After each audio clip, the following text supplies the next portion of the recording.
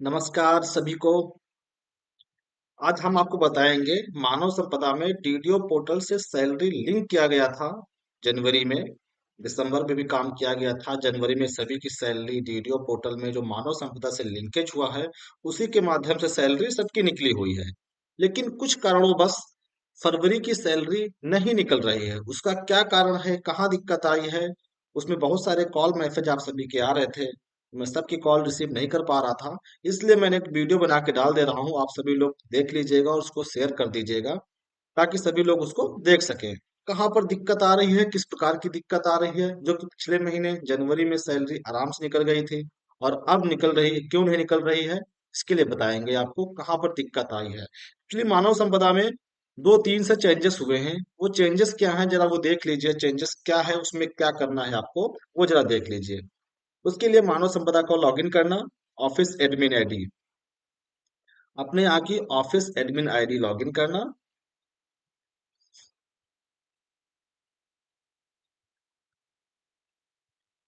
यहाँ पर कैप्चा डाल देना।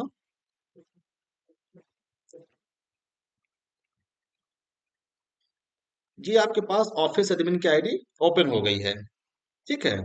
अब इसमें हमने पहले बताया था, स्टार्टिंग में बताया था कि मानव संपदा में आप सभी लोग का यहाँ पे पैन और ई सैलरी कोड अपडेट करने के लिए बताया गया था। लेकिन चेंजेस क्या हुए हैं वो देख लीजिए। इसी में क्लिक करेंगे। इसी में क्लिक करेंगे ऑफिस एडमिनिस्ट्रेशन में update E salary code and pan salary office. इस पे क्लिक करने के बाद जिसकी सैलरी नहीं निकल रही है, जिसकी सैलरी प्रॉब्लम आ रही है, रेडियो पोर्टल में जीरो आ रहा है, रिकॉर्ड नहीं बन पा रहा है उसका, उसको यहाँ पर हम फिल्टर कर लेंगे। फिल्टर करने के बाद यहाँ पर उसका हम यहाँ पे एक्शन में एडिट कर देंगे। एडिट करने में देखेंगे यहाँ पे जो करंट की सैलरी ऑफिस है, जो अगर salary office currently salary office है और जो ट्रांसफर इन योर पेरोल है, यहाँ पर अगर कुछ ब्लैंक पड़ा हुआ है, अगर यहाँ पर कुछ ब्लैंक पड़ा हुआ है तो आपको इसे अपडेट करना होगा। अपडेट कर देंगे यहाँ से। आप यहाँ से अपडेट कर देंगे तो यहाँ पर दोनों में आपका ये अपडेट हो जाएगा। देखो यहाँ पर दोनों में अपडेट हो गया है। अभी तक यहाँ पर कुछ और आ रहा था लेकिन अब यहाँ पर ये अपडेट हो गया है। ठीक है, एक कारण ये हो सकता है, ये आपको अपडेट करना पड़ेगा। और यहाँ पर ई सैलरी कोड सबकी सही भरी होनी चाहिए। दिक्कत क्या हो रही है, ई सैलरी कोड में अगर उसका कुछ अल्फाबेट नंबर है, बीच में अगर डैश लगा हुआ है तो डैश नहीं लगा रहे हैं, इसलिए भी दिक्कत आ रही है। एज टू जैसे कि आपके पे बिल में पड़ा हुआ है salary code, same to same वही कॉपी पेस्ट करना है। जरा सा उसमें ओवरराइट नहीं करना है। ठीक है, एक आपको ये हो गया है। दूसरा ऑप्शन आपको ये देख लेना, edit registration details. Edit registration detail में देखेंगे क्या नया अपडेट दिया गया है।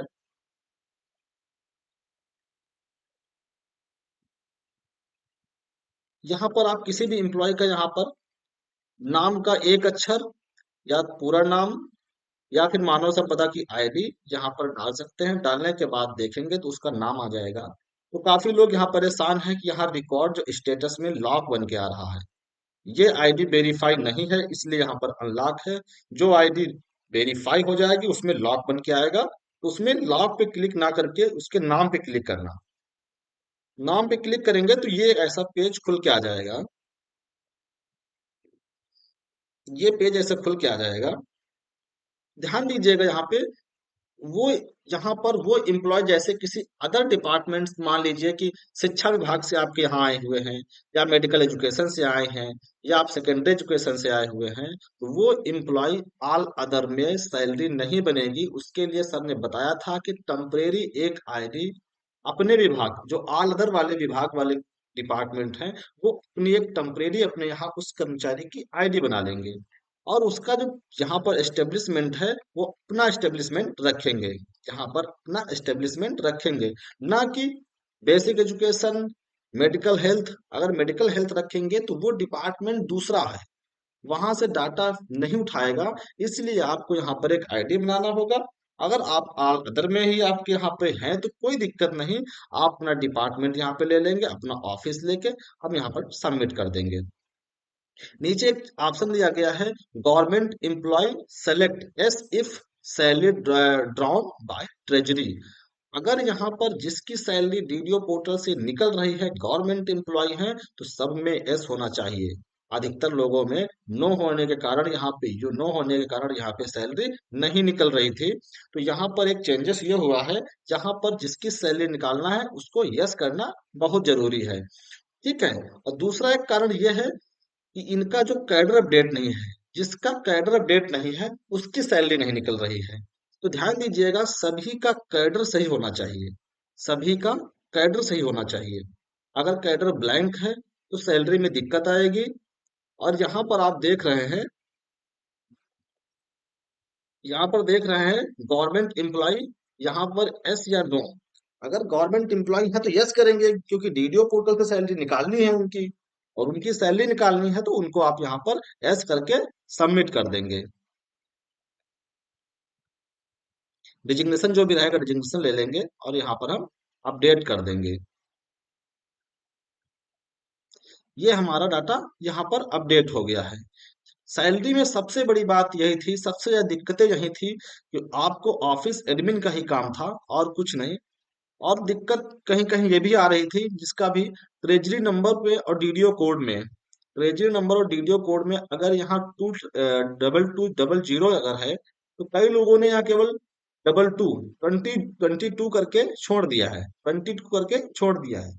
पूरा डीडीओ कोड, पूरा ट्रेजरी कोड भरना है।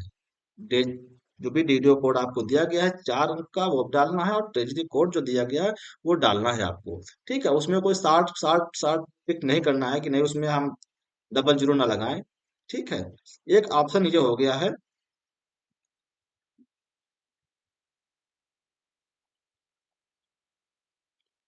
ये रिकॉर्ड सही करने के बाद ये रिकॉर्ड यहाँ सही करने के बाद रिपोर्ट में देखेंगे, employee data report. Employee data report में जाएंगे।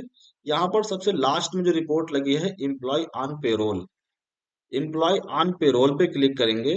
ध्यान दीजिएगा, यहाँ पर सभी कैडर दिए गए हैं। इस रिपोर्ट में जिन कर्मचारियों का नाम आएगा सैलरी उन्हीं की बनेगी। इस अगर रिपोर्ट में उसका नाम नहीं आ रहा है, इसका मतलब है आपने कहीं न कहीं दिक्कत किया है। कहाँ कर सकते हैं? सबसे पहले आप देख लीजिएगा ऑफिस एडिट रजिस्ट्रेशन पेज में, उसका गवर्नमेंट एस होना चाहिए, उसका कैडर सही होना चाहिए। इस सैलरी कोड में वहां पर उसका ब्लैंक नहीं होना चाहिए, जो जहां से सैलरी निकल रही है वो ब्लैंक नहीं होना चाहिए, और इस सैलरी कोड बिल्कुल सबका सही होना चाहिए। इसके साथ साथ में अगर ये आप सही कर देंगे तो आपके इस रिपोर्ट में एम्प्लॉय डेटा रिपोर्ट में आपको सबसे लास्ट में एम्प्लॉय ऑन पेरोल, इस रिपोर्ट में उसका नाम, उस कर्मचारी का नाम यहाँ पर आपको दिख जाएगा। इसके दिन आप 5 मिनट बाद आप डीडीओ पोर्टल में सैलरी बनाएंगे तो आप सभी की सैलरी बराबर निकलेगी, कोई दिक्कत नहीं आएगी। क्योंकि अधिकतर केस हमने देखे हैं, उनमें से किसी का नो पड़ा हुआ है तो किसी का कैडर ब्लैंक पड़ा हुआ है। सबसे पहले आप ये देख लीजिएगा, अगर इसमें कहीं उसके बाद भी दिक्कत आपको आती है तो हमसे संपर्क कर लीजिएगा। सभी के पास मेरा नंबर भाई है, तो आप बात करके इसको रिजॉल्व करवा लीजिएगा। ठीक है। ओके। Thank you.